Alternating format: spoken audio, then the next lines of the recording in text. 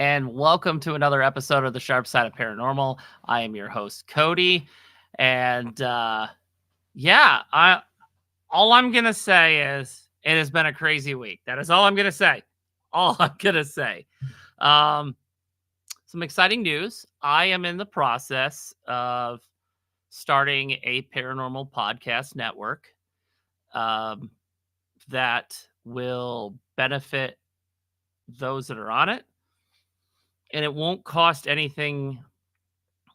I'm still working out all the details, but it's not going to cost anybody to be part of it. But I will be able to host your podcast and actually I'm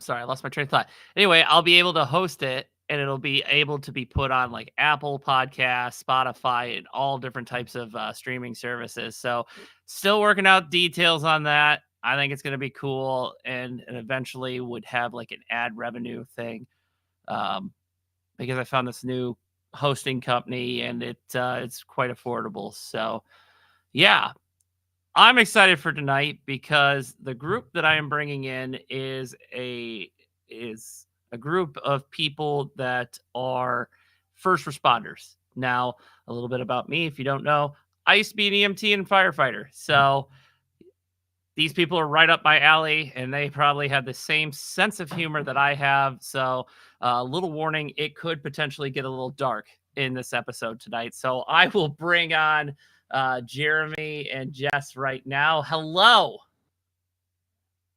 What is up? There we go. Bring myself. Hold on. All right. Yeah. Thanks for having us, man. What was that? I said, thanks for having us. Oh, you're welcome. I keep hearing echo. Is that just me or? Oh, I'm hearing it on Jess. Oh, was that Jess's? Yeah. It's okay. We'll make it work. Jess, you got headphones? I do not. Do I have headphones? I had to turn and look at my husband. I am not the tech person at all. That's like reverse between me and my wife, because I would have to be like, do we have plans this weekend? No? Okay. Yeah, I'm good. I'm free. So. Yeah, Jess doesn't do the tech. No. That's me. Yeah, well, you can hear like it's coming through her audio. Well, what if I know there's a button on there on the settings you can do something with the echo, and then or if you mute, mutes hers. I just muted her. Ha! There we go. We muted Jess. Ha ha ha ha. Just kidding, Jess. She's gonna make me pay for that one. It's just a little bit. I don't know how she's. Are you holding it like here? Well, are you holding it like this? Because if you're covering up the speaker with your hand, it's gonna come right back into it. That might have been it. Hey, let's check it out. Yeah, that sounds better. Yeah. Can you hear me now? Yes. Yeah. No, what'd you say? Okay, we got it. Oh, yeah, I can hear it a little bit, but it's fine. We'll make. Oh, see, the wife's already commenting. That's for sure. There she is. Oh, that's okay. Yeah. That's my demon of a wife. So, anyway. I'm not getting involved with that, bro. Oh, I say it every episode. It's okay. That's all you. Demonic location. All I got was this lousy shirt. So, tell me about yourselves. What got you guys into paranormal, and how did you come up with your name? Well, I'll start since I started the group in 2023. It started out as a little bit of a joke. I needed a hobby, something to get away from the day-to-day job, firefighting and paramedicing and all that crazy stuff that you know all about.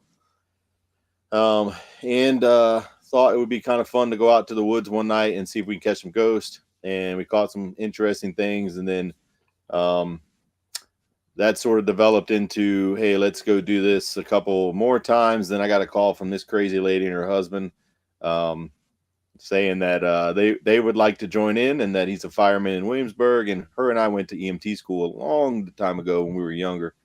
So I thought that was an honor that she called me, but they asked if I would help them learn paranormal investigating, and I laughed because I said, I don't have any idea what I'm doing. I just started, but you can join along in this adventure, and I think they might regret it, the amount of shit that we get ourselves into.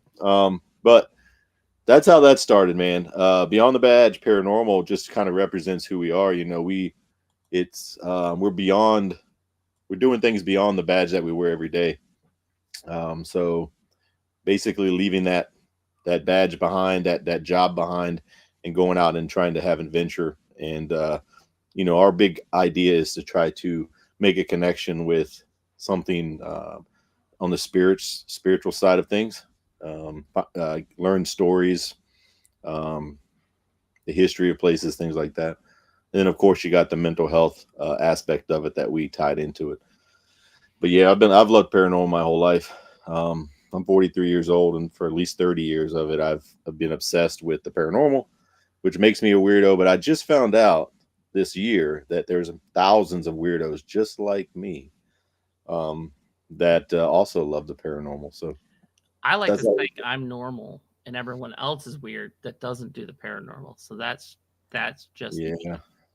I mean, it is kind of weird to believe. It is kind of weird to have a belief that paranormal is not real. So Well, especially working in like as a first responder, you see death a lot.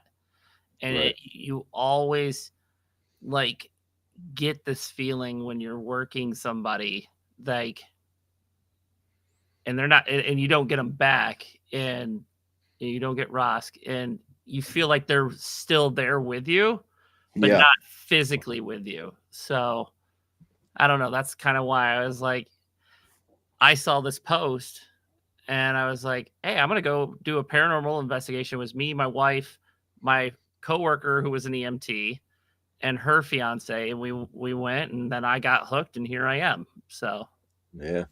And so, have you ever you would be able to talk about this when you're working a code and they don't make it?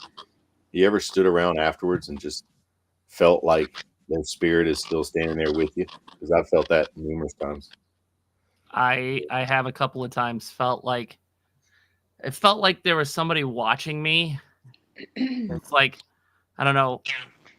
Come on, guys. You didn't get me back to life. Come on, let's go. Yeah, And it's sometimes you got to have that horrible sense of humor to get through it. But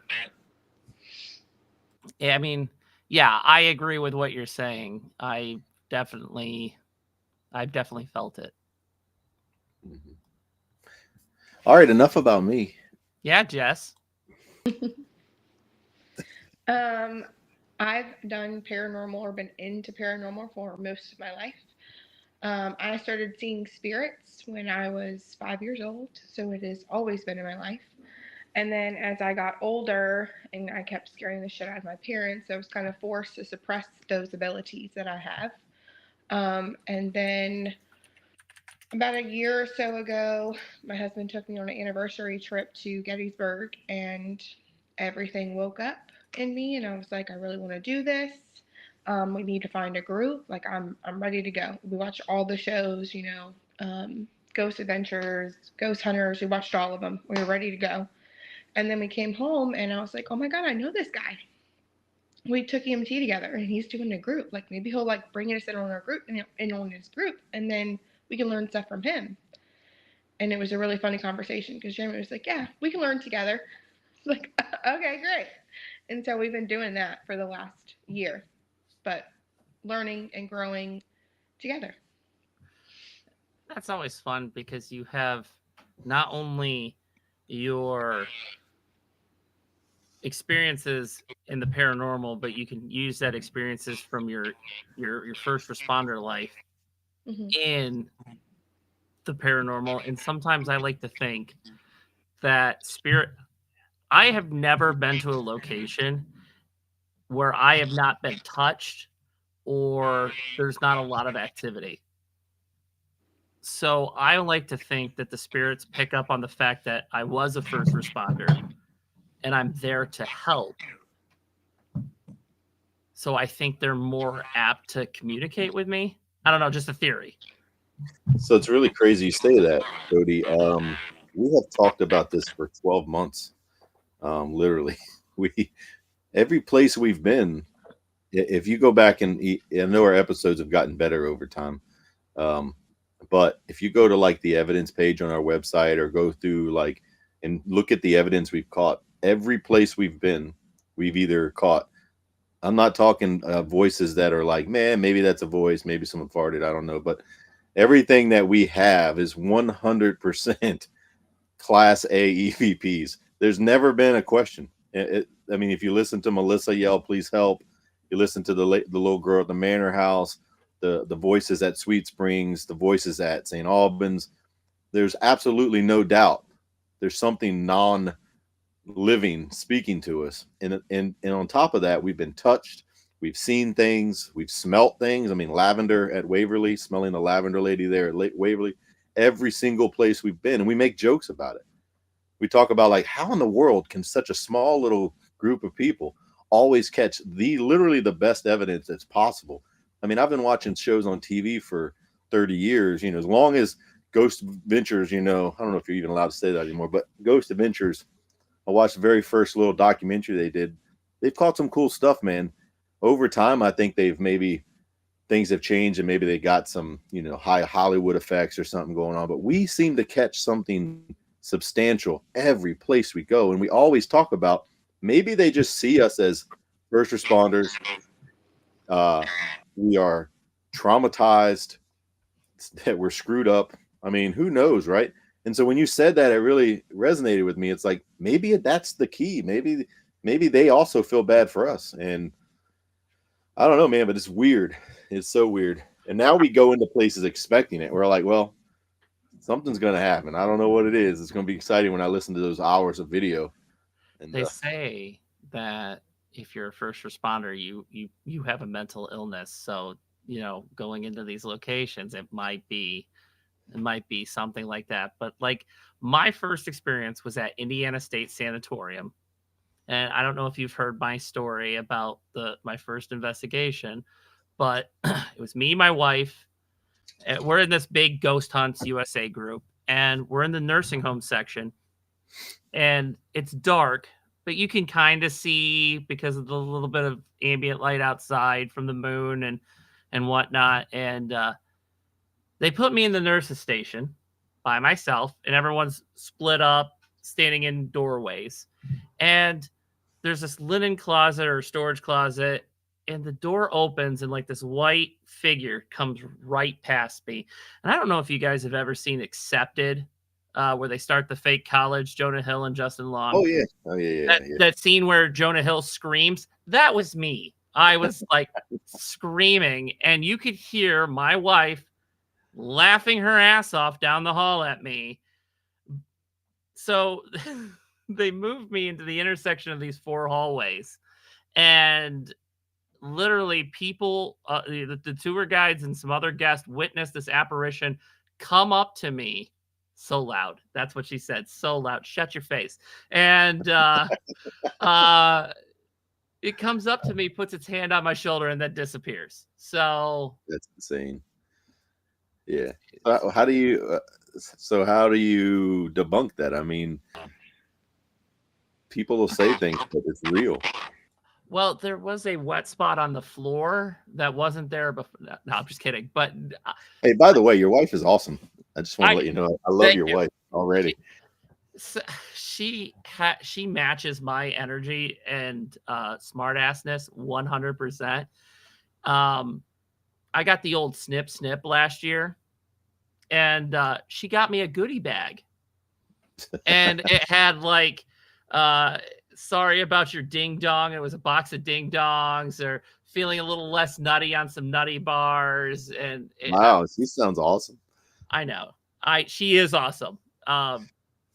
So, but now we have 2 kids, and they've got both of our sass.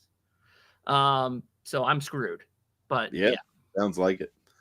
Sounds like it, man. Well, that's cool. I'd like to actually go out to where you are and do some investigating, man. I think it'll probably 2026. We'll probably start heading west It's here's the thing. I live in Fort Wayne, Indiana, and I'm like central to a lot of these big locations. I'm 4 hours away from Waverly, 3 hours away from Indiana State, 2.5 from Eloise. I'm 45 minutes from the Monroe House, 45 minutes from Blackford, 3 hours from Fairfield, 2 from OSR, 3 from Madison. So like I got all these awesome locations like right here. So yeah. Well, we just we the first year we kind of we did a couple long trips, but this coming up year we're doing a lot in the Northeast. We're going to spend a lot of time in Pennsylvania, a little bit in West Virginia, but we're going to be Northeast a lot. And then we got one in Tennessee, which I think is going to be Southwest, just slightly Southwest. But then we were talking 26. We want to maybe head west a little and do some of those places out there, seeing how things go. Hopefully we can get, hopefully our channel and things will grow a little bit more. And we get a sponsor that will help us pay for some travel, because we're all first responder firefighters. And we don't, you know the deal, man. We're not rich and we're not making a ton of money. We're trying to make this channel thing work, and we're also trying to promote the mental health side of things and trying to do so many things, but we're all going broke at the same time. So paranormal is not cheap. It's not a cheap hobby. No, not at all. That's why like I do a lot of investigations, but then I don't, because like I've got 2 kids and a wife, and she's expensive.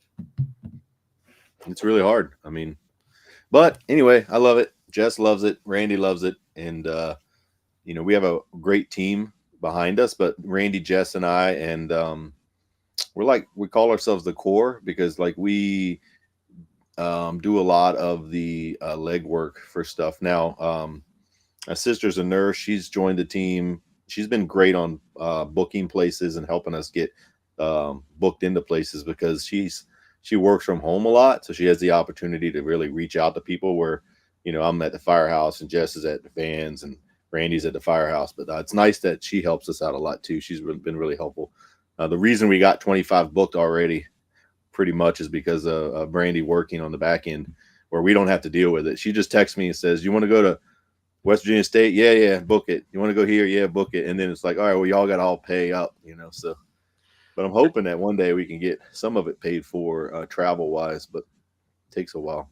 It does. Like, that's why like I do the equipment manufacturing, because it all goes back into the paranormal, because it goes right to locations, because I spend it like some locations are just ridiculously expensive, but then there are others like the Monroe House. It's $175 for the night for 5 people. That's crazy. What's the hours for it though? Is it all night? It is an all night. You could stay. Oh, wow. Like, you could sleep there. They got beds there. Yeah, that would be cool, man. You catch my ass sleeping there? Fuck no. But yes, we would. Yeah, I'd probably book it for like 3 or 4 nights, and we'll just stay there 4 nights in a row.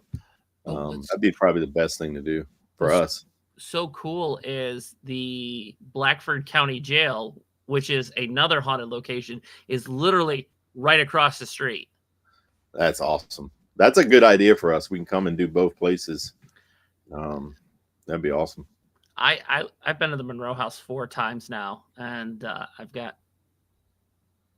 Oh, I thought she's talking to her husband. I thought she was talking to us, because I have her muted because that thing's still doing it. So like, yeah, it's okay. But like the owners, Pam and Eddie, they're so cool. They give you a fridge stocked full of pop. They give you chips. They give you a Kerr rig for $175. It's for 5 people, and if you want, I think they can go up to 10. It's like $35 a person. I love it. You can't beat that, and it's great. That's the one where Nick Groff found the bones and held down. Man, I love it. That's a good place, man. We'll put it on the list. I'd really like to get out there. So we'll see how it goes. We're trying our best to make the channel grow. It takes forever though. I mean, it's only our first year, so I don't worry about the numbers anymore. Like when I first started, I was like, I gotta get these numbers, and then I'm just like, you know what? If people don't want to follow me, don't want to do it, whatever. Like, I'm not. it doesn't matter. I'm having fun doing it. If nobody listens to the show, please listen to the show. I would not care at all. But well, so yeah, we make videos, right? And we want to make them good, and we want people to watch them, and they're getting better, and they're going to get better every time we go somewhere new, and we're all as a team learning each time. We figure things out throughout the year, like, oh, that works better. And we try to incorporate different things to sort of make it more appealing. Subscribers are really important for us because they help us reach more on a broader audience. Followers on TikTok's nice because you get a lot of links and friends and stuff. Our big thing, you mentioned it earlier, is we deal with the mental health side of things as well. Our big thing is to promote Survive First Foundation and first responder mental health awareness and try to prevent suicide in the first responder field. So for us, that's what separates us and makes us different from everybody else, is we make content for a cause. So like for every video we make, the subscribers we get allow us to reach more people that have more of a voice. And so we truly have that as a mission. So we say it all the time. If we never get another subscriber, another follower, that's fine. If we can save one person, that'd be really helpful. I mean, really important. But the subscription and the followers does help us because it allows us to get the sponsor. Once we get like the sponsor for travel, we go more places. We have a bigger reach. Our big goal is to be a group that is has enough reach and platform to travel to different paracons, to meet people, but also promote our mental health awareness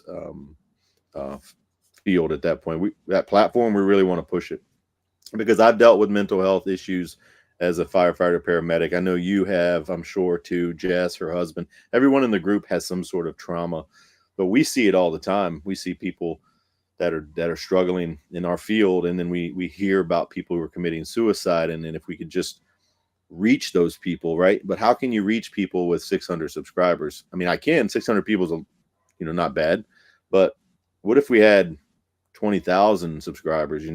Maybe one of those folks would be the one that we needed to grab and say, hey, you're not alone. So that's why you see on our social media, especially the TikTok, is a good balance between mental health messages and paranormal stuff. We have the best job ever because we get to have fun with our friends, spend the night in cool haunted places, take all these trips, do all this adventure, make these videos, really get to enjoy that side of things, all with the idea that we're going to help people on the other side of things. And joining with the Survive First Foundation, Doug and Karen, has given us a great physical opportunity to actually do actual work, in the field of mental health awareness. And then Jess and I and Randy are working right now on starting a nonprofit in our local area.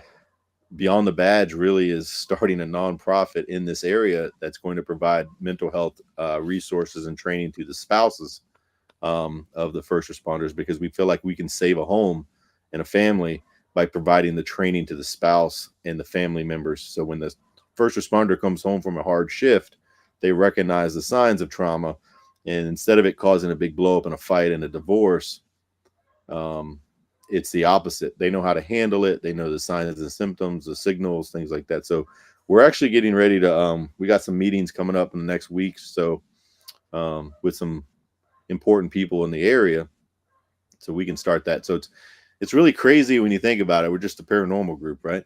But we've decided not to just be a paranormal group. We want to be a paranormal group with boots on the ground, doing real physical stuff, because that's what we're, we have a small platform, so why not use it? And blessings, we always talk about it, like naturally things occur, when you're doing good and you're helping people and you're loving what you do, good things do pop up and work in your favor. So I don't know, man, I can get on my soapbox on that all day long, but Jess and Randy and I and the rest of the team are really behind that. And that wasn't what initially it was intended to be.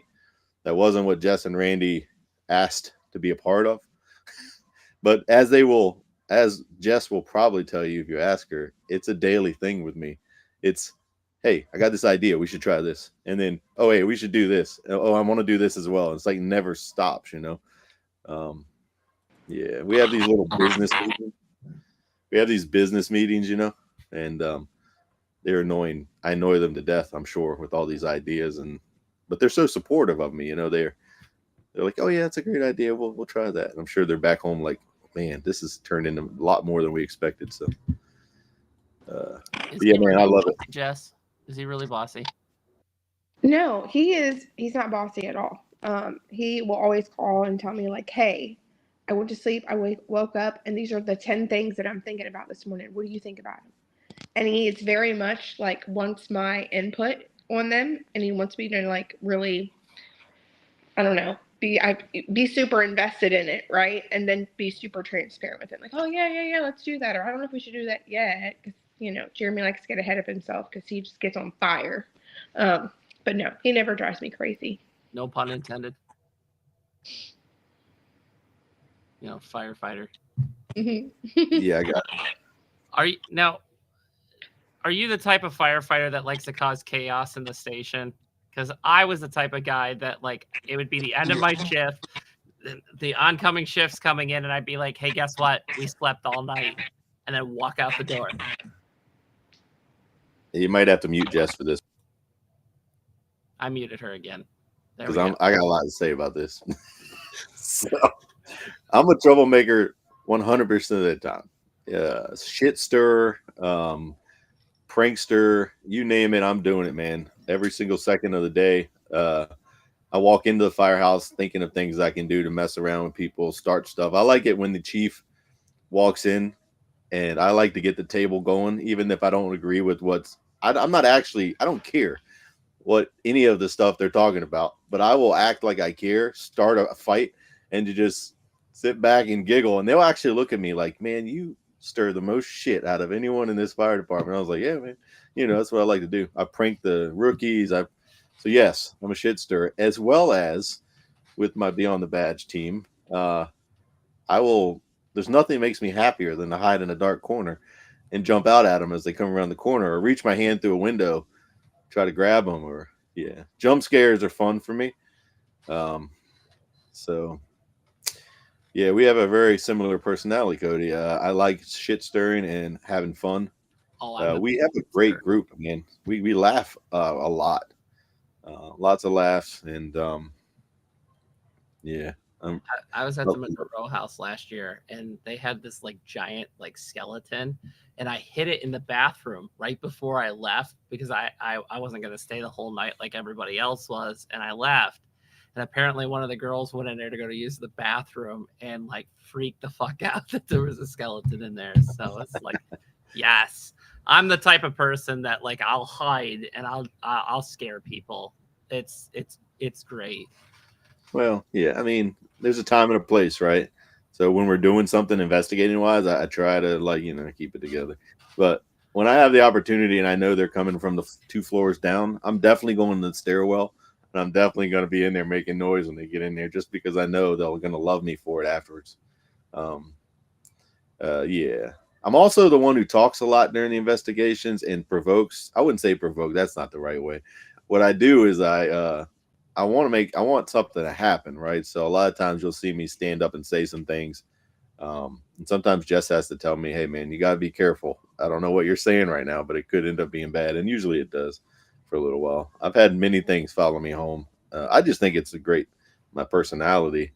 They just want to hang out with me. But I had a guy follow us from our very first place we ever went. He came home with me, and he was with us for 4 or 5 months. He hung out with us. He was at every investigation. I know this sounds like a wild story, but there was a guy from the Old House Woods. He was an actual guy too. We found out who he was. And he went to every investigation. So every time we'd have an investigation, we'd catch his name on audio and him actually saying hi to us or whatever. And it became he's our paranormal pet or our paranormal whatever. He was there every single time. And you hear him on Cabin 360. There's one of the episodes we put out. We go in the front door and he says, keep safe. He was really telling us to keep safe because what's in there is really nasty. It's the murder house, and the Cabin 360 is a real, actual, highly condensed haunted place. There's no real way to explain it. It's the most condensed place I've ever been. We've been to all these other places all year long. This is the most haunted place, and it's just a 3-bedroom brick rancher with a basement, and then there's a cabin on the property. The cabin's haunted, the brick rancher's haunted, and the woods is a Civil War property. So you got everything happening. And then in the brick rancher is where the 12-year-old little girl Melissa was murdered. So you got that going on. You got demonic thing in the basement. You got some male figure on the top floor. It's crazy, man. And yeah, that's a good place. So if you haven't ever heard of the Cabin on 360 and you're in the area of Mechanicsville, look it up. You can go book your own investigation there. I might have to do that. Yeah, let me know before you go though, because we know folks that run it. We're pretty close to them, and also you definitely want to have somebody with you that knows a little bit about the place, because whatever's there definitely knows you're coming. That's what we just did an episode called House of Evil. It's the last time I'm going there for a while, because we did a dual Estes method where I put Jessica and another psychic medium. If you go on YouTube, you can see it. And it's basically during the day, we put them side by side, and they answered each other's questions for the entire time we were there, talking back and forth. So they were in 2 separate rooms, and I stood in the middle of the house, and I asked questions, and they answered back and forth, answered each other, finished each other's sentences. It was crazy, man. And that was one of the scariest things we've experienced. So I'm just looking this up because I've actually never heard of this place. It's the what's it, the Wraith Chasers? Is that the name? I never get it right. They said it's, I mean, the Wrath Chasers. They go there a lot. Oh, the Wrath Chasers. There you go. Yeah, the Wrath Chasers are there pretty frequently, and then us, and then Forgotten Explorations also goes pretty frequently. But I'm seeing how far away from it is from my house. Long way. 662 miles. That's just a short trip up the road, bro. Just Well, right I up mean, the road. I drive truck for a living, so that's just Yeah. a day's worth of work. So if you ever do want to go, just got to let us know, man. We can definitely probably get you in there. Oh, Sure. apparently it's only 3 hours and 30 minutes if I take an airplane. Yeah. well, I mean, you can do that. $238 round trip Yeah. from Fort Wayne to. Yeah, There you go. let's go. Let's do it. I want to go next year. All right, we'll take you. Sweet. We're really good friends with the people who run it. I mean, Yeah. we've done 4 episodes there, and Hello, we got somebody from Manchester, England, on here. hello, Virgil Kane. Wait a minute. What's up? From Manchester, England. Is Yeah, this one of your guys' followers? I don't know. I don't think it's one of my followers. Yeah, but Like, for welcome. me, man. I don't know. Hey, Yeah, hey. Well, I look love at- Europe, man. I love the UK. So well, they're awesome. probably watching and being like, "Oh, we're gonna watch the Hunger Games live." sorry to disappoint you. This is all you're gonna get. It's definitely a horror show right here in the middle, though. I know. Oh. Season what of the Hunger Games here in the U.S.? I don't know. Season, yeah. So yeah, man. Yeah. So what? Any other questions you got, man? We love to talk. We got ghost stories. We got first responder stories. We got a whole ton of stuff to talk about, man. Whatever you want. Your lead. No, that's fine. I want to hear from Jess because I feel like she doesn't get a lot of talking in because we keep, it's fine. That's not what her husband and I don't agree with you. But go ahead. No, you know what? Don't let him fool you. Jeremy is the talker of us. I talk too, but he talks more. So, what has been as a medium? What has been your craziest experience? Oh my God. Like, you mean being in a building or just like something happening to me, something I saw? That's a really loaded question. Whatever you think. What has been your craziest experience? And by the way, I don't know if you all are seeing this comment down here. I live in a church with voodoo dolls. Oh. That sounds pretty cool. So for me, I think the biggest thing Yeah. was probably at the cabin on 360. It's when I was first coming into my mediumship and first like accepting the fact that I am a medium. And they took me on this property and did not tell me anything about it. And I got brought into the room by Melissa, and then her room was no longer her room. I could see everything that had happened to her. So that will probably be the most traumatizing thing that I've had happen to me as a medium so far. And this is why I'm glad I don't have that ability. It's there's positives and there's negatives. Like sometimes they come to me in their death state, sometimes they come to me normal and then they show me their death state. Sometimes I see things that have never walked the earth, like that thing that they talk about in the basement. He has never walked the earth ever. Now, nice. I know Jeremy has said that he has had stuff follow him. Have you had stuff follow you? The only time I ever had anything follow me was before I knew what I was doing. And that was in Gettysburg. We had gone to Gettysburg for our anniversary, and I saw a man dressed in a Confederate uniform, and me being me, I'm just gonna go. Like, I'm gonna follow. So I start trucking it into the woods, and my husband is like now having to go after me because I'm going to the woods at night. And I went out there and I interacted with a spirit, and it was a really cool experience. It was by Sachs Bridge. So you had Sachs Bridge over here. There's a long trail on the other side. We went down through there. All was good and well. Didn't know that I had to say certain things before I leave, right? It was brand new. We get back to the hotel, and boy, he let us know he was there, and he let us know he was there when we got home too. So we got him out, and that's been the only time I've been followed since then. So where in Gettysburg have you guys investigated?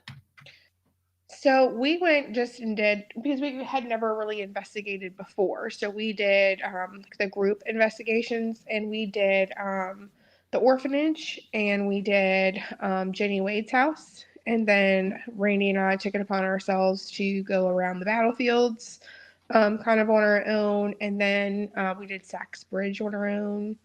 I'm trying to think if there's any other places we did on our own, because we kind of just wandered up there. Have you done the Rainworth Lodge yet? No. I am friends with the owner. Oh. I haven't been myself, but I definitely want to go. But I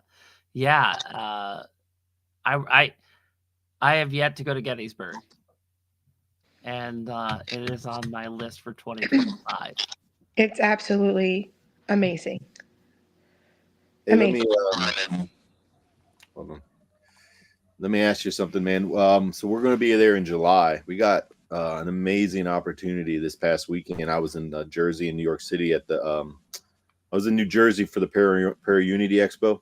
The sole purpose of going up there is to talk to people that are in the industry, to pass the word about mental health and stuff like that. Anyway, while we were there, we made some great connections, and we got invited to the Gettysburg Bash in July, and fully paid for by the Haunts of Waynesboro, and which is amazing. So we're going to be in Gettysburg in the summer from the 24th to the 28th, and Survive First are coming down to meet us, and we're actually going to have a big thing there.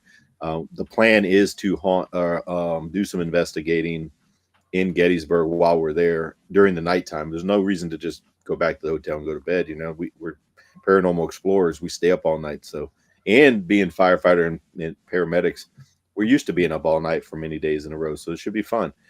Anyway, we're going to be there, man. So if you haven't booked your summer up, you should come on up to Gettysburg and see us live, man. I have zero things booked for next year.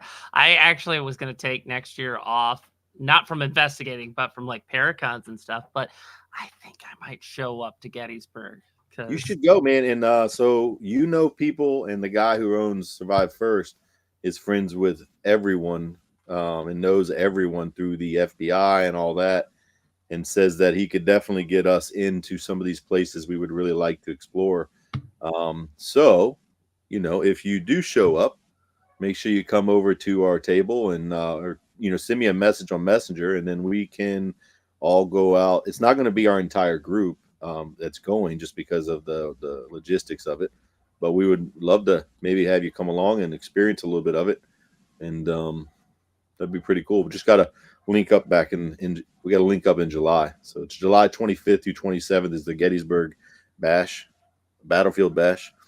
We're just really fortunate to be able to go out there and talk about mental health and our group. So is that dogs? Yeah. Do you want me to shut the door? No, it's fine. I was just trying to figure out what the sound was, because I have something coming up, like making noise behind me. I'm trying to figure out if it's the my cats or a demon. Well, I have this neighbor who has these dogs and never shut up. No, it's fine. Listen. I got a wife that I love. Oh no! Don't say that. I was gonna say it. It's fine. I'm gonna have to come investigate your house because you're gonna be dead, and your wife's gonna.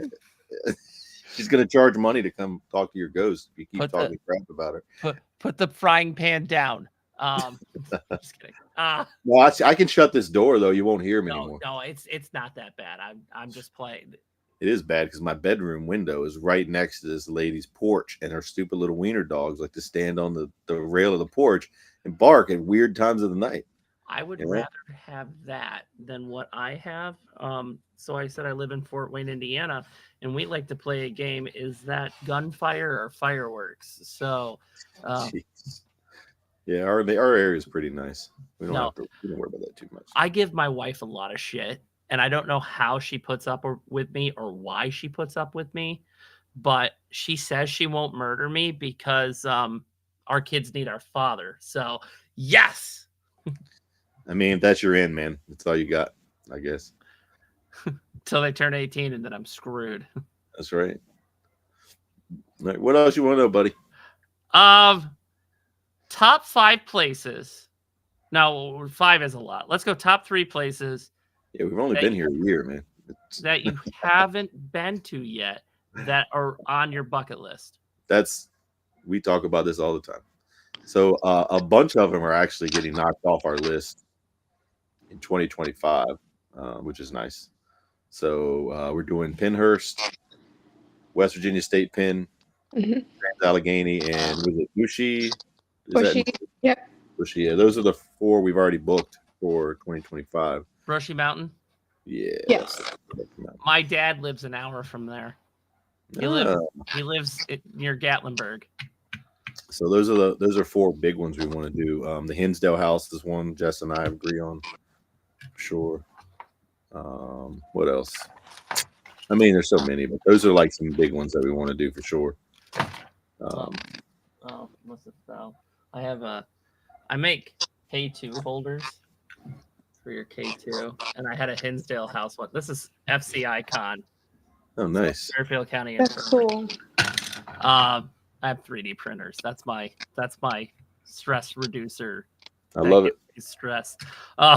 So I'd like to do the Sally House. That would be cool. I want to do that too. That. And you guys said you did Waverly. How was Waverly for you guys? Amazing. Yeah. Now, how many of you guys were there? Like, was it a 9? See, I went with like 30 people. We don't do. That's we're 10 or less. Because and even then we separate because you can't get evidence with 30 people. It's tough. You can get it, but I mean, you got to figure like there would be a lot of contamination with noises and stuff like that. He loves you, man. I apparently so. Thank you. I appreciate it. Yeah, man, we normally keep our group small. We only actually do 10 when we're traveling multiple days away, to give everyone on the team the opportunity to go to a big trip, on a long trip. But a lot of times what we do when we go to these places is we end up having anywhere between 4 and 6 people, because we feel like that's the optimal range for investigating for us. Unless it's a smaller place like the cabin, we're looking at maybe 2 to 4 people max. And we actually do plan this out. We're like, hey, for the group, the first 6 people that respond to the message. There's 9 people in the group. We put the message out. The first 6 get to go. The other 4 or the other 3 have to wait till the next trip, because we go one every month. And they get it. I mean, it is what it is. Like the Hinsdale house, we're not offering it to anyone in the group except me, Jess, and Randy, because it's such a small place. Any more than 3 people would be too many. Waverly, 10 is easy, right? Like, it's a massive place. It's also the cleanest place I've ever seen that's abandoned with windows open to the world. I don't understand how they can keep that place so immaculate. But then you take like Sweet Springs Sanatorium. That place was massive and beautiful. It's historic, except for the fact that it was really kind of dirty. And we were kind of took back. There was like dead animals in the stairwell and all this weird stuff. And I'm thinking, man, the amount of money it costs to go to this thing, you'd figure someone would clean it up. And but it's still a cool place. Yeah, we try to keep our groups low. And, you know, our big thing too is, you know, we're amateur filming for episodes. So, you know, 30 people would not be conducive to filming an episode. Really, my personal opinion, you know, 4 or 5 people is perfect. We can have a couple camera people and then me and Jess or in whatever on the camera. But yeah. I just want to point out that's what I used to do. At one of my side gigs was I was a freelance photojournalist, and I've done work for like ESPN, NCAA. That's crazy.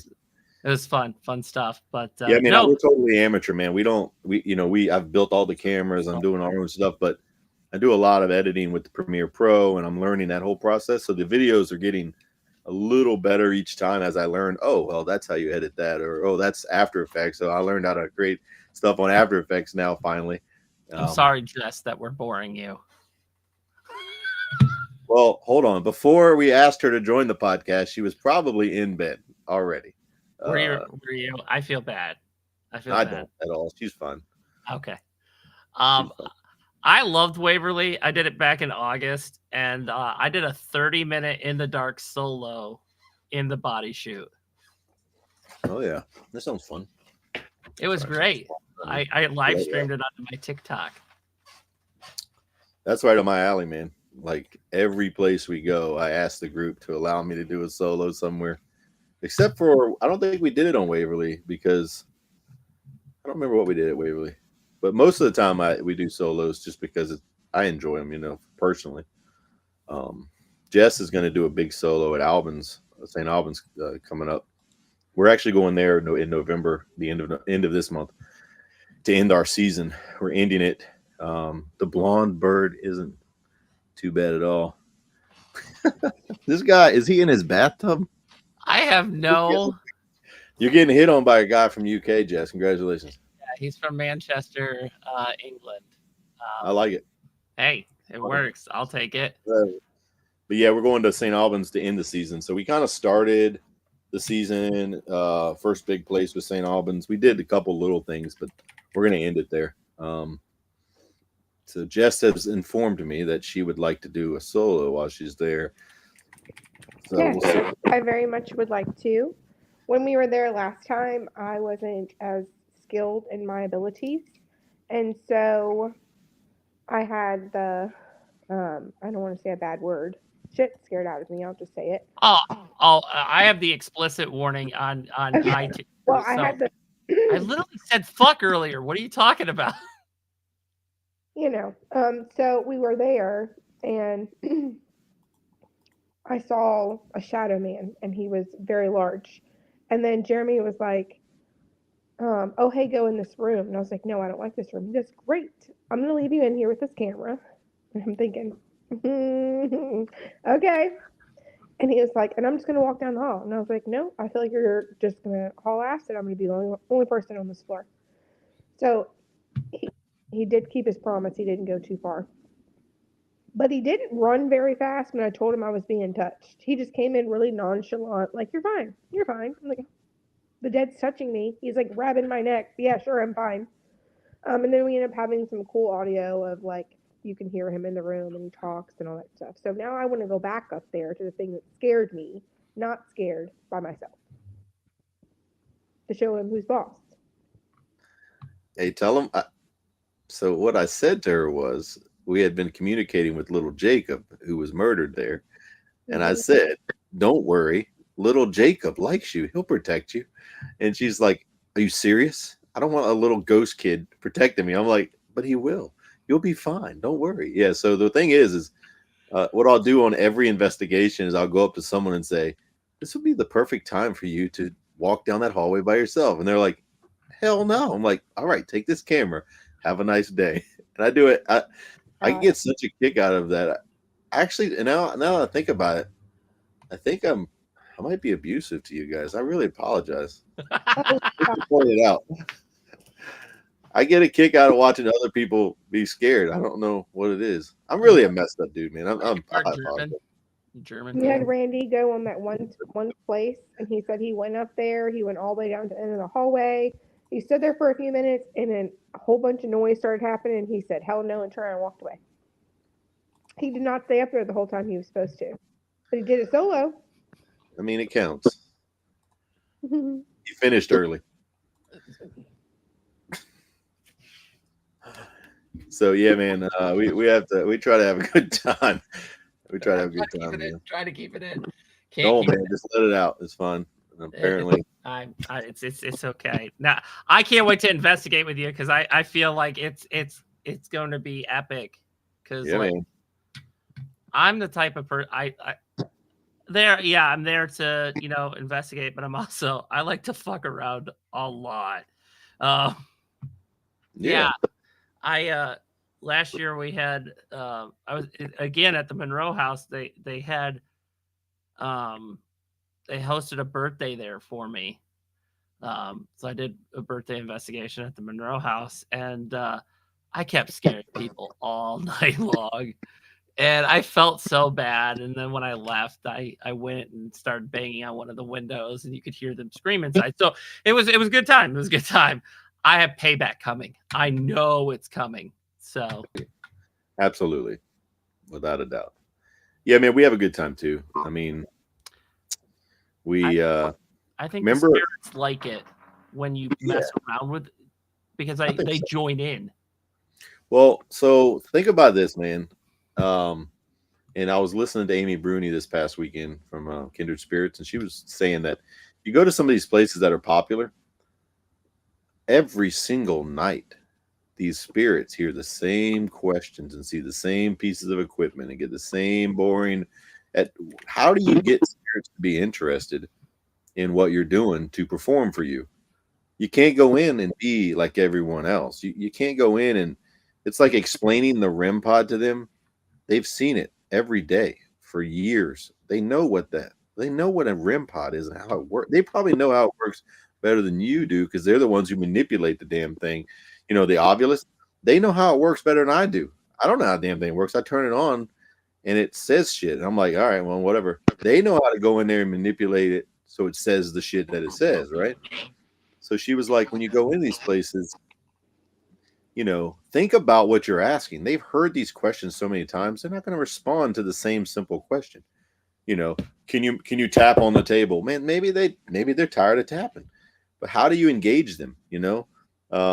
So if you go in there with a light heart and having a nice time, but be respectful, maybe let them know, hey, look, we're not here to be like everybody else. We just want to learn, do you have a message for us?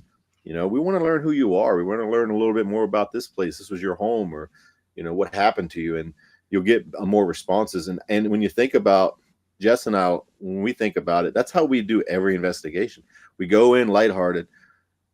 We go in and we traditionally drink a beer or do a shot back or two before we go in, just to relax us a little bit. And then we go in and have a good time, man. And we try, I am guilty. Yeah, there you go. I'm actually guilty of being more stressed than everyone else because I'm trying to make sure we catch footage that I can make into a video. So it's very stressful for me. I'm getting better though, because now it's like I've figured it out over the course of the year. I kind of know how to make sure we get what we need. But in the beginning, man, I stressed every investigation because I'm like, you got to have the camera like this. You got to have the audio, because if you don't do it right, when I go back to make the video, audio is so important. It's useless video without any audio. But we go in lighthearted now, and we have a good time, and we're respectful. And we always get some kind of something, man. I'll be listening to audio or watching a video, and I have to pause and be like, "You have to be kidding me! There's no way we just caught that." We were at the Manor House, Powhatan Manor House in Williamsburg, Virginia, and it didn't seem like we were going to get much evidence. We got a little bit of, the K2 meter going off or whatever, right? No big deal. We really weren't getting a ton of stuff. Maybe some footsteps here and there, but damn it if we didn't have one of the best EVPs ever caught of a little girl. You could tell she's around 5 or 6 in the voice, yelling, it's me," on the thing, on a body cam that's in a room while we're setting up other cameras.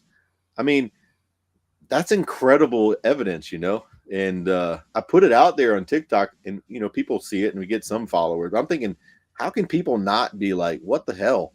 That's definitely a ghost. There's no other explanation. This little girl was not there. It was 1 a.m. in the morning. I promise you, there was no tiny little kid running around.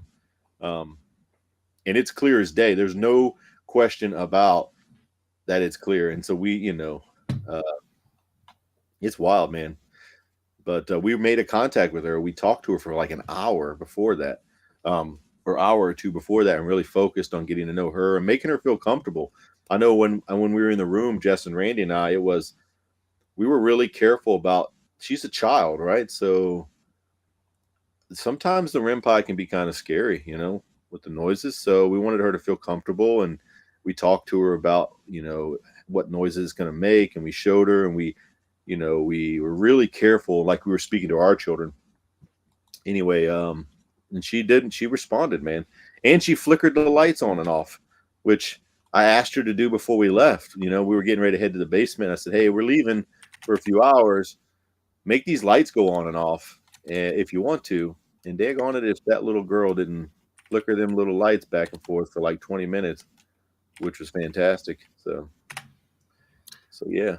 I've had kind of a similar experience with like a little boy spirit. There's the Bell Mansion here in Fort Wayne, and there's a little boy spirit. It's probably 5 or 6. And I actually took my son Emmett. He was 7 at the time. And Emmett was actually, they got toys up in this room where he's at. And the spirit would actually, Andy is the little boy's name, would actually manipulate the cat balls. Emmett would just sit there not moving, and he'd be like, what toy do you want me to play with next? And we had put the cat balls on different toys, and they would light up different toys. So that's a great idea, actually. I like that idea. It was crazy. And then we got like a weird picture of him. I don't have it like with me. But yeah, and I don't know. I think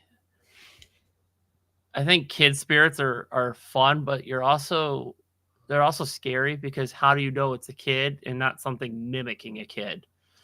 Have you heard the theory? The theory about everything's a demon, just pretending to be human spirits, so we allow them into our lives.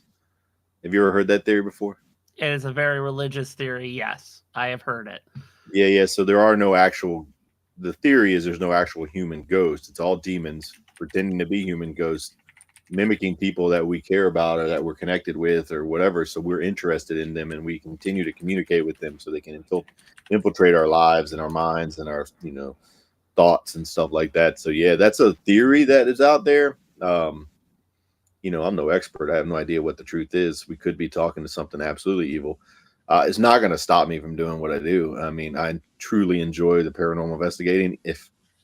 And I say this with all certainty, I feel like I've literally had a conversation with something that was a demon multiple times. And especially if you're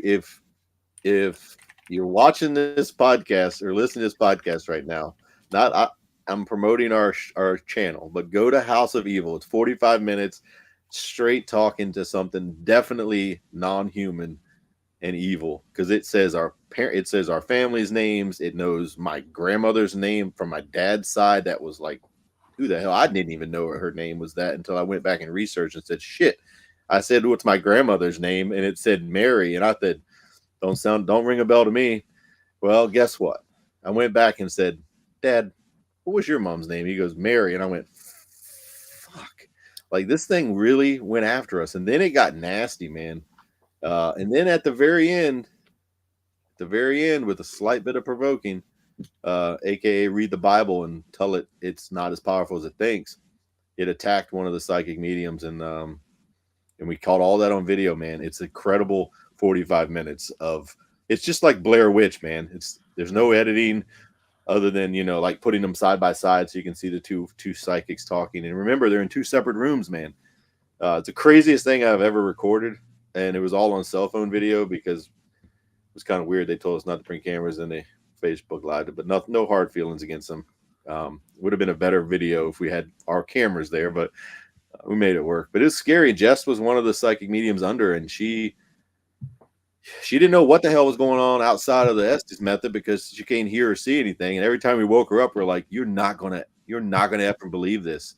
You literally were saying the same thing as the other lady, and you're in two separate rooms, and it was crazy. But yeah, it got real nasty. So I know for a fact that I've spoken to something that was more than likely demonic for what it said. And then, of course, in Sweet Spring Sanatorium, in the basement, I went under the Estes method and had about a 4-minute period of time where I have no recollection of time or anything and don't remember anything.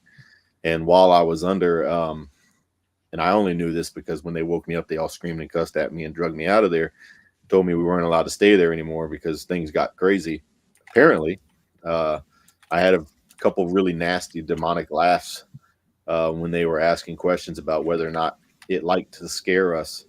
So if you watch the Sweet Springs episode, it starts with us in the basement with them screaming at me, and then it ends with what actually happens.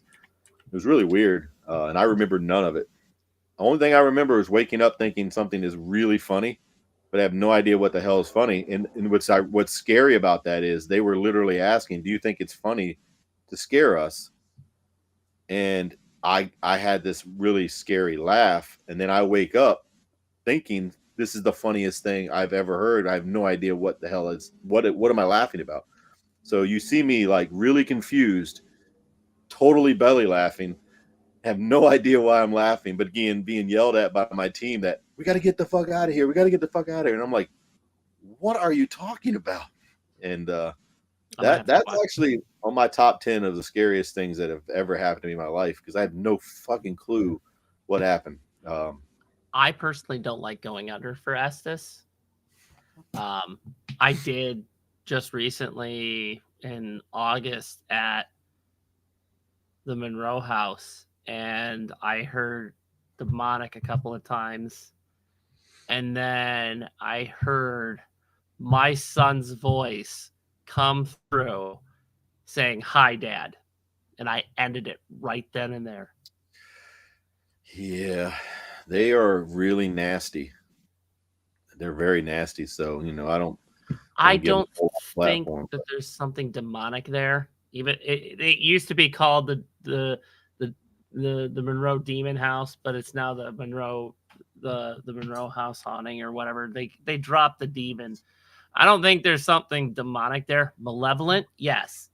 Demonic, no. But like every time I go to the Monroe house, I capture something really cool. And like my greatest piece of video evidence, and I have it, and I want to show you because I have this clip because I show certain people. But I captured. Yes. No, it's on my TikTok. Everybody can see it. But no, yes. We should get matching friendship bracelets. Jess is like, you guys. Jess is finished with it. Look at her. So we're in the doll room. It's me, Angel, and Lindsay from Dark Hollow Paranormal. Okay. And we're doing an Estes, or we're getting ready to do an Estes session. And this is what happens. So I'm going to show you, and I want to get your guys' thoughts on it.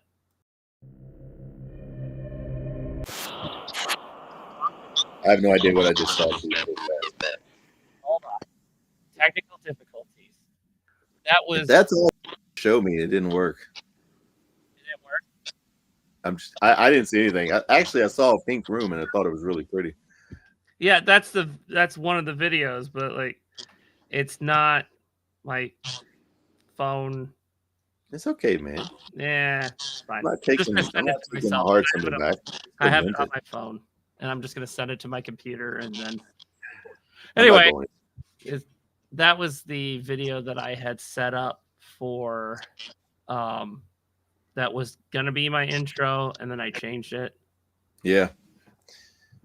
But no, I'm not a big believer because okay, so here's the thing. There's some people that are from here in Indiana that have been going around pretty much saying, "Oh, this place is demonic. This place is demonic," and it's so flipping annoying. Mm-hmm.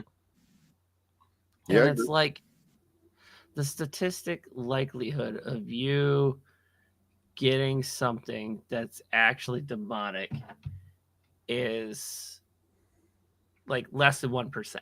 Yeah. And Well, do you know why? Why that cabin 360 was the reason I believe we were talking to a demon or something demonic, or definitely not from our world, was unfortunately an unwelcomed visitor did a ritual on the property and cursed the property, pentagram and the whole 9 yards, sacrificing candles and all that shit that I don't get into. And then since that point in time, originally what was downstairs in the basement was elemental or something non-earthly. But ever since this ritual was done, they've been getting this whole nother dark side of things where they're getting something has opened a door and things are coming through. And so that's why we were invited back up there to say, hey, can you kind of help us figure out what we're dealing with? Because it's definitely gotten darker. And when I was there, I didn't show up there really expecting anything. I mean, I'm pretty skeptical about it. But once we put those two ladies under, it got real fast. And then it turned. There was a turning point where I said, hey, I don't believe you're demonic. I don't believe you are what you say you are. I think you're a spirit that's pretending or mimicking because you haven't proven anything to us.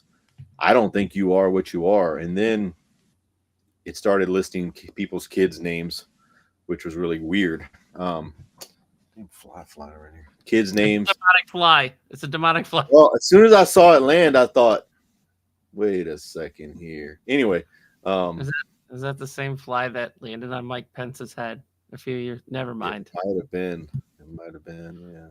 Anyway, so it started saying some really nasty things, and then it got worse, and then some of the stuff it said in the basement when we were down there was real personal, and scary. So I don't want to really visit the place again for a while because I feel like we've already poked the bear a little, and I don't know how much more I want to sort of poke that bear because I think it's not nice. It might be that 1% you're talking about, something really nasty there because of the ritual that they did, yeah. I did a ritual and now I have this on my face. Oh, yeah. That's not the same though. I mean, she is a demon, but that's not. Anyway, I got the video to load in. So I'm gonna finish. This is, like, in my opinion, the greatest piece of evidence that I've ever caught. So here we go. Turn it on if you're going to make good communication with him. Guys? Yeah. Yeah. Okay. Something is pulling massive power. Yeah, it'll do that.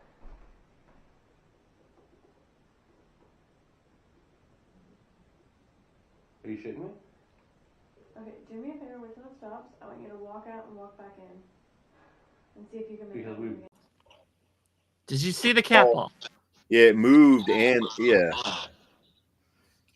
Now the thing about that cat ball, she heard me. The thing about that cat ball, it had been sitting there for like 2 hours and had not moved, and we had gone in and out of that room multiple times. Yeah. And Angel had said, light something up if you're going to give Cody a good Estes session. And then I walk into the room and it just, an Angel's response, are you fucking shitting me? Yeah, I mean, that's pretty cool. Look, it's not, I mean, so you have to think like, was anybody walking around, moving around? Was the floor unsteady? Did it make the ball move? But you would know, you were there. So, I mean, So here's the thing, and I I stopped believe the it, clip. I stopped the clip, but I actually jumped my fat ass up and down on that floor, and that ball did not move from that spot. It would there you light go. up, Yeah. but it wouldn't move. Yeah, So yeah. I'm I mean, seems pretty cool to me. I don't I know. think. I is it something paranormal? I don't know, but Yeah. it's one of those questionable pieces of evidence that is still my greatest piece of evidence. Yeah, I mean, so I from the year of doing this, like on the channel and all that, obviously we catch voices more than anything. Audio is one of the things you catch the most. We caught what looks like the top of a head of a kid Waverly running by a window. That was pretty cool. That's about the only actual like evidence we've caught where we think we saw like a figure. We did get cat ball action one time at the cabin where the little girl was answering us with the cat balls. We've had cat ball action everywhere at Waverly, things like that. The voices are definitely pretty common for us. But the EVPs that we've caught, man, I'm telling you, and if you go to our website, beyondthebadgeparanormal.com, you can see some of these EVPs. They're not your standard TikTok EVP where you hear like a whole lot of weird noise and then like, man, maybe that was a voice, maybe it wasn't. I'm talking about whatever I put up there is kind of like, holy shit, that's like me talking to you right now kind of voice, because that's about the only thing I'll put out there, really. I don't really like to post things unless I'm really sure that we're not going to be embarrassed by somebody saying it wasn't a voice. I want to make sure that you listen, you go, wow. Like if you go to beyondthebadgeparanormal.com and you look up Melissa, have you heard Melissa scream, please help? No, I haven't. So if you go to our website and go up top and hit scary stuff Mm-hmm. and go to evidence, Mm-hmm. and you can play it for your podcast. You have permission to do whatever you want. There we go. Well, yeah, it's promoting you guys. So yeah. And then go to, if you look down, there's a little girl in a picture. If you click that, it'll pop a video up and you can watch. And this is at the very end of our episode. I put it on the evidence page because it's the most intense. It's the most intense EVP that I think has ever been caught ever. So, and we heard it in the room live. Yeah, that's Melissa Elliott. She was 12 years old in 1979, October. She was murdered and by her stepbrother, Randy Elliott, put in a box, put out in the woods and left there. And her spirit has been stuck at the cabin ever since. So y'all listen to this. This is insane.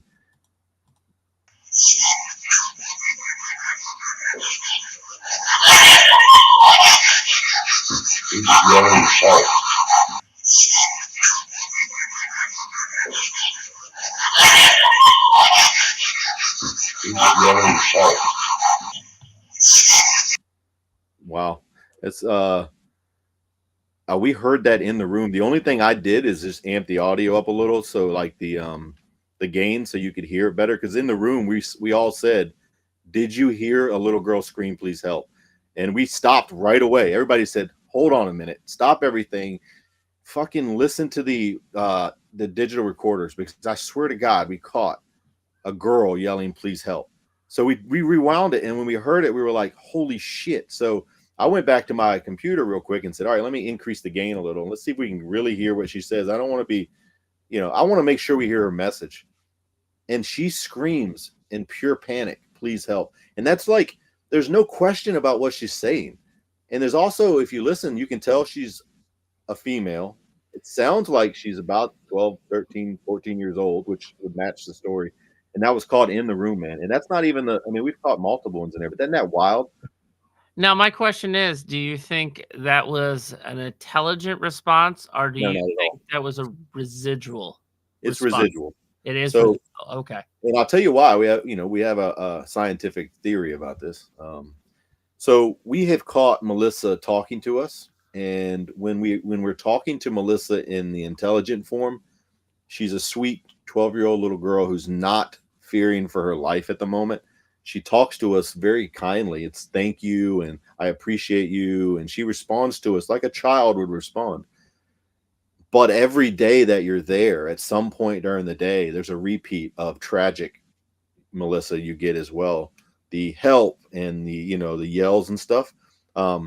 I promise you, if you were to record 24 hours a day, you would catch that please help again. I think it's a repeat. I think that's the moment she was being murdered.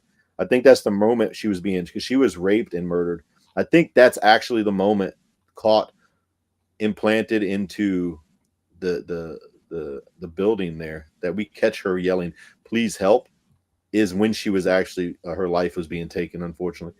And I don't want to just say, like, obviously I love our group, but I can't believe that, like, that EVP right there, to me, I don't think there's ever been anything that concrete. I mean, all you hear is me increase the volume. I don't have the money or the experience to edit anything. That's crazy, man.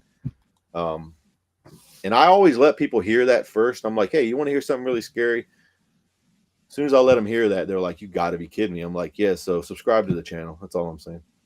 Because every month we put something out that's just about that good. If you go to, I mean, there's a whole bunch of them on there. I haven't put them all out there, but like on TikTok, I've put a couple out lately of like the Manor House, the little girl saying please, or me, it's me, it's me. I've put Lisette and Jess. Lisette's another young lady we have in our group. One of the coolest young ladies in our group.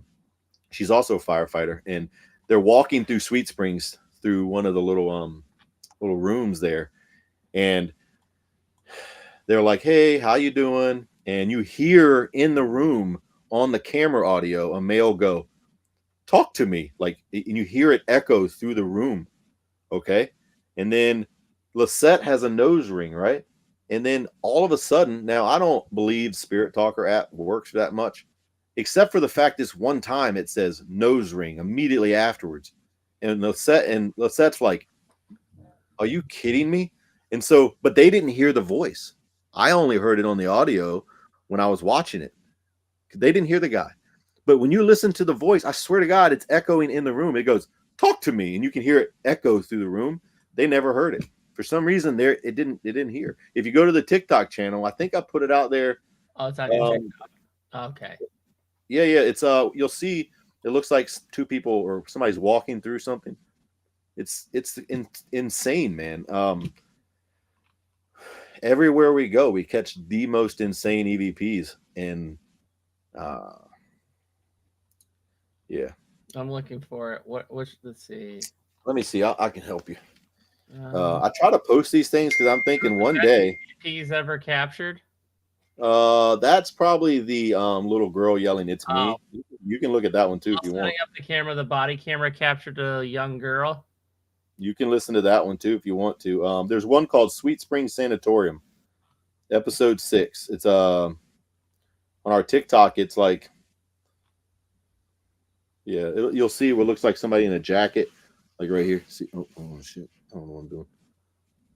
It's I is it like night vision? Yeah. Yeah. I got it right here. Yeah, that one right there. You can hear a guy literally say, "Talk to me," and it echoes through the room, and then it says nose ring. It's actually pretty cool. You're welcome to play anything you want, man. Yeah, here we go. Let's get this show on stream. There we go. Is this the one we're talking about, correct? Yeah, absolutely. All yep. right, let's play it. Wonderful. Without a thing. How are you doing? I don't know. It's What? so weird. How are you doing? I don't know. It's so weird. Nose ring. Oh my gosh. Yeah, I got a nose ring. Yeah, she's got a nose ring. That's crazy. What the heck? Holy shit! Not, It says, "Talk to me," not at all. and you can hear it echo in the room, man. It said nose ring. I'm gonna play that again because Let's go it's in like real quick. you can hear it. Wonderful. Without a thing. How are you doing? don't know. So Dude, I'm telling you, it's crazy, man. Like they're like Now- class A, man. Like there's no doubt. That's so fucking clear too. Yeah. Like, so what here's the thing. I thought the Spirit Talker app was bullshit too, but my wife and I were at Fairfield County Infirmary.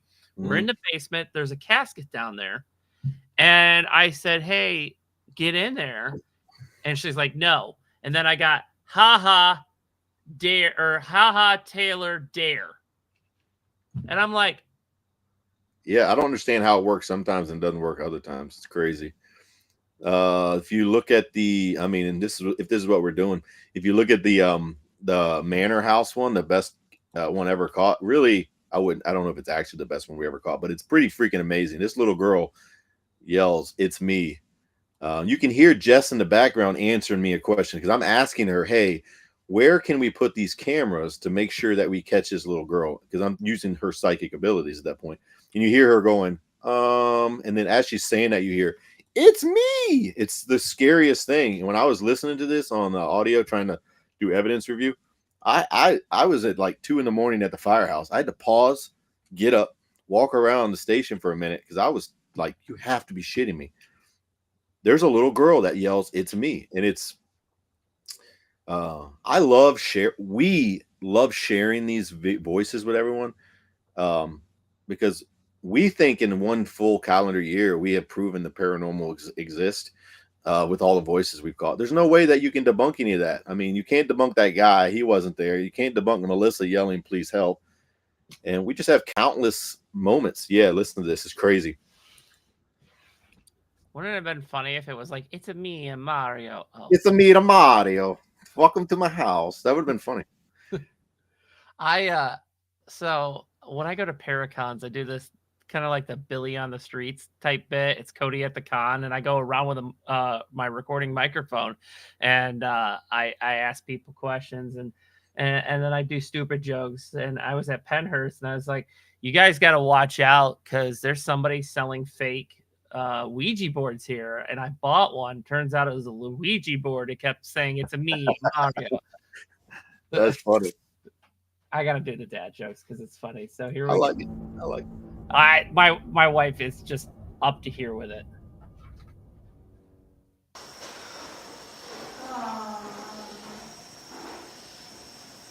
My first interaction with Paige there, but we've had interactions in both rooms. Make sure you got your volume up. You can hear her. She says it behind Jess. Really, really clear.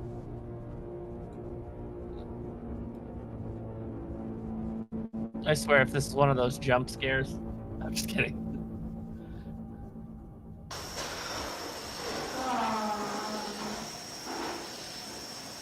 My first interaction with Paige there, but we've had interactions in both. My first interaction with Paige there, but How do you guys catch so much Class A I don't know, man. EVPs? It's what you Like- said earlier. We're traumatized. They love us. I don't know. I'm not kidding, man. This is every single. We're getting ready to put out. Well, we're going to St. Albans. That'll be what, episode 10 or 11. I promise you something will happen. Oh shit! You haven't even heard the St. Albans one we caught in the basement in the bowling alley. So what I think it is I think it's little Jacob. I think he's begging the orderly, no more, please. Like he's being sexually assaulted and murdered and sodomized. That's how he died, unfortunately. But if you watch that one, it's on our evidence page, I think. Dude, this one's even crazier because he yells, "No more, please," on audio. I don't Shoot, man. see it on the. Yeah, hold on, I got you. I'm gonna help you. I didn't know we were gonna go over all this, but I really like showing off our stuff. No, hey, listen, I'm all for sharing it. If you go to the webpage, scary stuff, scroll down to St. Albans Part 1, Dialogue with the Devil. So what you're going to see is evidence. Yeah, it's we're in St. Albans, we're in the basement. I went to put a microphone in the boiler room, and on my way back, catch two things that happen. One, you hear something makes a noise or says something, we can't figure out what it is, But then when the laser grid decides to go out, I walk down to the end of the bowling alley. When I reach down to grab the laser grid, you hear it say, "No more, please!" Like it's begging you, "No more, please." It's actually pretty terrifying. This will probably be it, because after this, you're going to think we're all full of shit.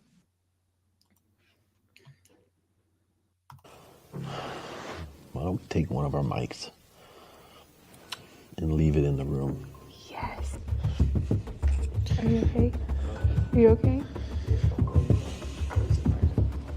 Are you freaked? Just breathe. Ground yourself. Seriously, take a breath. Remember you have Yes, feet. we're doing a great job. I know it sounds silly, but breathe and remember you have feet. Ground. You said we're doing a great job. What? You were doing a great job motivating. Oh yeah, he was kind of scared. All right, listen up. You ready? Is that still on down there? Or did they go off? All right, and then watch. I'm going to walk There's to no the end of fucking the way. bowling alley. You're going to hear something. Yeah. So you heard the first yell. I don't know what that was. But listen to this shit as I reach down to grab this laser grid. Listen to this. Crazy.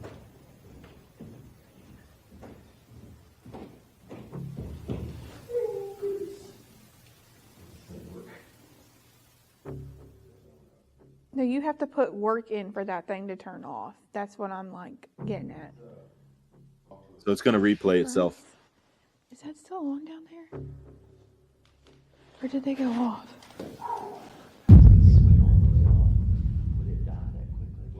There's no fucking way. Yeah.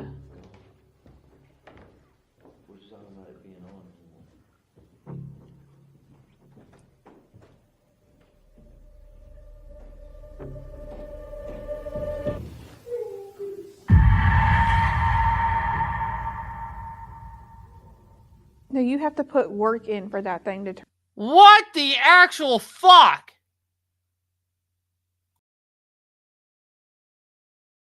It's crazy, right? That's what I'm saying. And how do you think I feel? I'm listening to all this evidence on my own at 2 a.m. at the firehouse going, what the fuck is happening right now? I call her literally a lot of times. I'm like, you have to hear what I just caught on the freaking audio, bro. And she's like, what? I'm like, something just yelled. Yeah. And Cody, we could be doing this all night. We caught so many voices at Albans, man. We upstairs, Jess was in the bathroom putting a not using the bathroom, she was putting a light device up there. And we catch a lady go, what's that? She's asking about the camera, right? And so we show it in 2 different views. It's on our YouTube channel and evidence. I made a little evidence video about this one because I thought it was really cool. You hear her go, what's that? We think it's the actual girl, the lady that was up there. What's her name? Rebecca or whatever her name is. It's hard to remember all these names of all these different places. So then we catch her voice, and then while Jess is in there, we catch another voice that says 6 years. It like 6 years. And we're like, what in the world is happening? How can we catch so many? So anyway, we could literally do this all night because we have had a great year. I have no clue how this happens, man. I hope it keeps happening. I imagine it will. I don't think it's, I told my daughter the other day, I don't know if I'm just listening harder than everybody else, or they just feel really bad about us, but there's some great stuff. Now, like I said, our videos are getting better, but the evidence has been good since day one. I don't understand it. And we just keep doing what we do, man. We have a good time. And just like you, they know you're a first responder, you catch evidence. But yeah, we have a lot of those Class A. There's like video of me at Sweet Springs downstairs on solo. I went to Sweet Springs with this whole idea that I wanted to go to this one floor, stay by myself for 45 minutes to an hour, because I keep seeing these videos on YouTube where you hear shuffling and taps and bangs and all this. And when I went down there, sure enough, the entire time I'm down there, it sounds like some old lady walking around and throwing things, and things are moving. And I'm like, and we caught it all on video. You know, it's like, there's so much of that shit. There's one on there where you see us at the cabin 360, and it's the guy, Dennis Eslock. He's given us a little bit of a tour, and we're sitting in Melissa's room, and you hear the door shut, And then all of a sudden you hear footsteps that walk through the room next to us. And we caught all that on audio. And yeah, it's. We'll play this one last one and then we'll wrap it up because I don't want to I said take we up. could do this all night, man. I know. That's the thing. And I love talking and Me too. It's fun. This looks like she's ready to go to bed. Yeah, that's what I was saying. Like, I'm not gonna lie to y'all. I am tired. all right, we'll do this one last video. We'll wrap it up. It's fine. Yeah, I like this one too. We can always have you guys on again. I think that is probably what's going to happen. All right, so here we go. We're gonna maybe if I click it, there we go. And she's like, "Can we? We got time, so we can move." I sat over closer to that corner. He sat about here, and she sat on this side of me.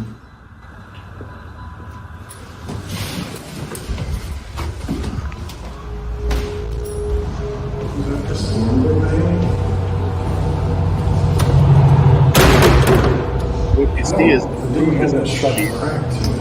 I don't know, man. It doesn't look. That's a heavy door too. I just realized. Yeah, it didn't have that right sharp. after the crash or hear footsteps. I don't know. Maybe just a little bit of it. I don't know, man. Definitely, that's what it was though. He sat about here, and she sat on this side of me.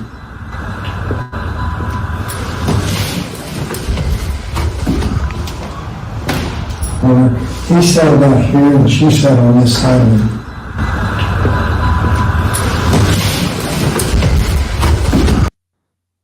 Yeah, I mean there's nobody there. That happens 24 hours a day at the cabin though.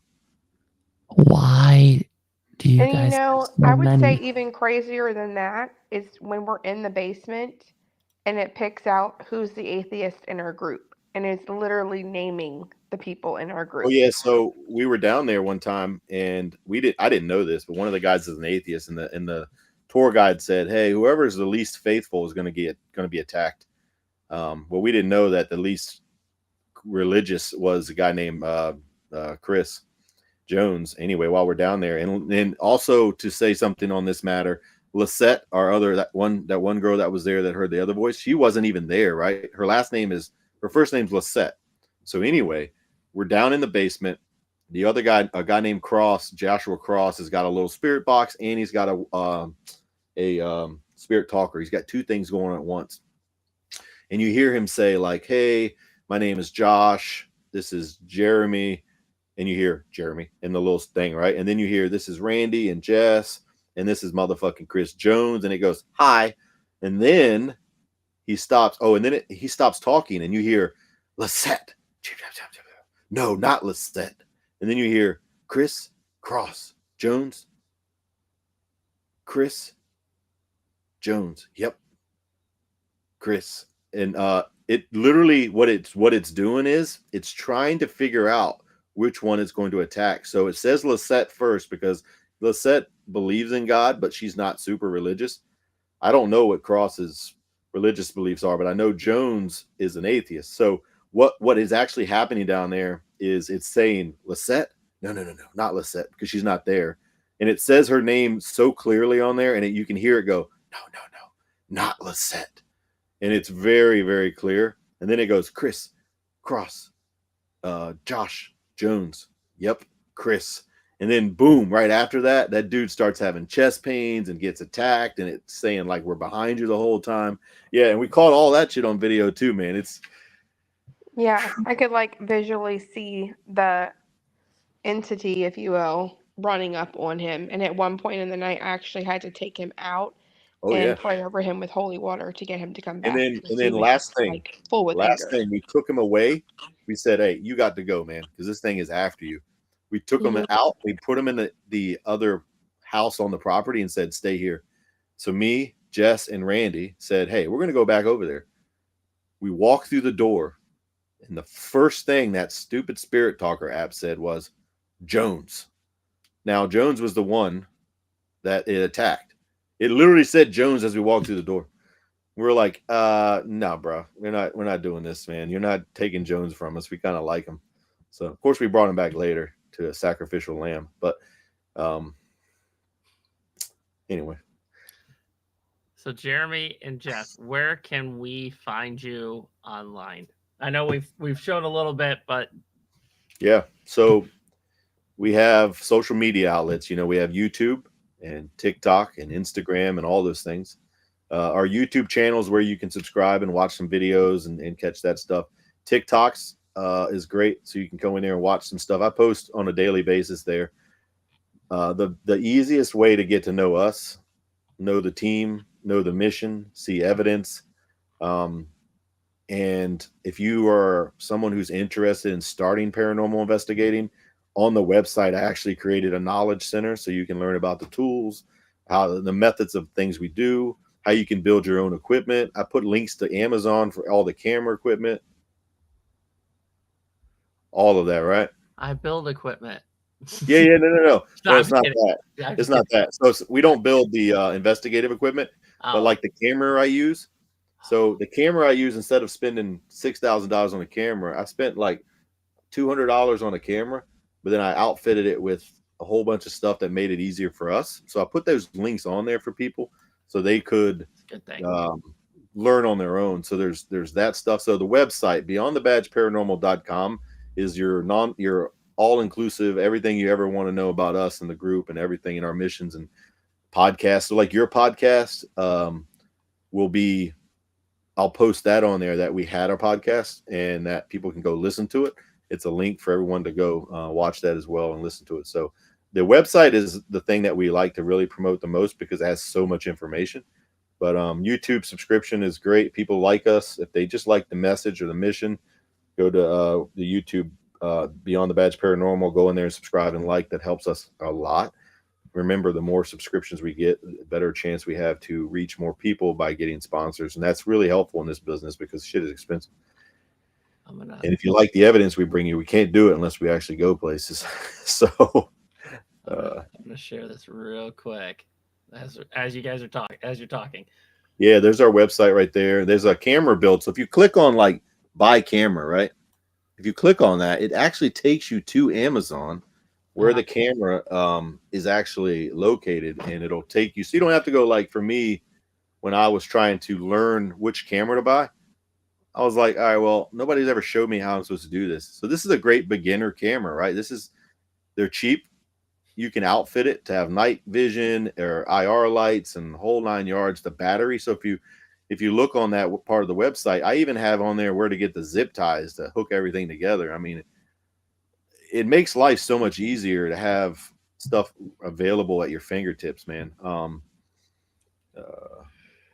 Yeah. Sorry, it's actually a good camera. It ain't bad. All of our footage is done on those cameras, so they work pretty damn good. That's a lot. And also, too, let's say you wanted to, Cody, you wanted to go to the Cabin on 360, right?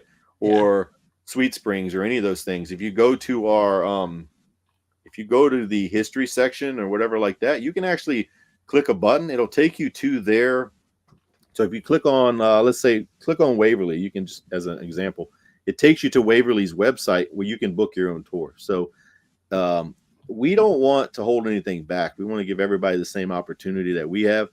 And this website is basically wide open. It's transparent. You can do anything that we do. And it's going to continue to grow because this is season 1, right? So season 2 is going to have, like I said, Pennhurst, West Virginia State Penn, Trans-Allegheny. We're going to Tennessee to that prison I can't pronounce. I never can. Maybe Hinsdale House. Yeah. Those are all going to be put on the website so people can experience it right along with us. I want people to get into this and do paranormal investigating as well. So yeah, the website's actually, I mean, I'm pretty proud of it. As a group, we built it. Really nice. And we have a gallery section. If you just want to see how pretty we are, there's an entire section of gallery where you can just look at pictures of cool stuff that we've experienced at each location. And then, to remember the mental health mission, there's an actual section that's called the mission where you can go in and learn about Survive First and links and stuff. So these are like some of our trips and the things that we've saw while we were there. And so people can get an idea when they go what to look for and experiences that we've had. And I love them because I know this sounds weird. This is like my second family, man. I go here and I'll look at these pictures regularly just to remember our year. Like, man, we had a really great year, and Yeah, I love my Beyond the Badge family. Yeah, and so this daggone website we're really proud of it because we can tell people, really cool. yeah, we can tell people, hey, go to our webpage, check us out if you really want to know about us. So it's all about missions, and if you want to make a difference, you can. In everything you click on our website is interactive. It takes you somewhere. So it'll take you to their website. It'll take you. So if you look here, it talks about the different programs that they have. And then if you are a first responder and you are at a point where you don't need another link really to take you anywhere and you just need help, if you scroll up a little, there's a thing called Get Help Now. Go down right there, right in the middle. If you're scrolling and go down a little more, right there. If you just need help, this takes you straight to where you need. We're going to skip all the middlemen and we're going to go straight to the lifeline and get your help, man, because I don't want you to be searching forever to get help. So yeah, man, it's just we are really fortunate to have the opportunity to do what we do, and hopefully our goal is to continue doing it for a long term, and we would love to be successful enough to be able to go to these conferences, be speakers on stage, talk about mental health, talk about how first responders deal with the things we deal with, and also listen to these badass EVPs, guys. Or I mean, that's why I want to showcase what we got. But it's really hard when you don't have a platform. When you only got 600 subscribers. But we know as a group, it's a slow road up, and we'll get there. Let's go. Let's get them up there. Because I think the way it's going right now, if we keep going, we're going to have some pretty cool stuff to offer in the paranormal world and also for the mental health world. So, but I appreciate you letting us come on, man. We've enjoyed it. I know my camera's going off. There's like somebody in my backyard. That's what it says. These Wise cameras, like a spider will say, "Oh." Yeah, it happens, man. It does. But Jeremy and Jess, thank you so much for coming on and sharing your stories, and Jess giving us the side eye pretty much the whole time. No. That's a good thing. I'm looking forward to someday investigating with you guys, because I think it'll be fun. You get to hear me scream like a little girl. Oh, I love screams. Oh my goodness. Yeah, no, You'll be fine. No, every location I pretty much scream. That's okay. As long as we get it on video, that's all I care about. Yeah. Yeah, so don't go with Jeremy's team. Go with mine. If you scream a lot, because Jeremy will make it a point. I will put in the video scream counts. If you Yes. No, I'm going with Jeremy then. If he's going to do that, that's going to be. I will. There's just 4th scream in the last 3 minutes. Yeah, he does. He did do that to me this last. What was it? Sweet Rings? Yeah, you kept screaming. I'm like, Jesus, how many fucking screams am I gonna have to listen to? So I just kept putting scream count number 1, scream count number 2, scream One count of number them, a bat tried to kill me, and then yeah. Yeah, man. Thanks for having us on, man. Yeah, thanks for having us. Thank you for being on. Have a night. I enjoyed it. Loved it.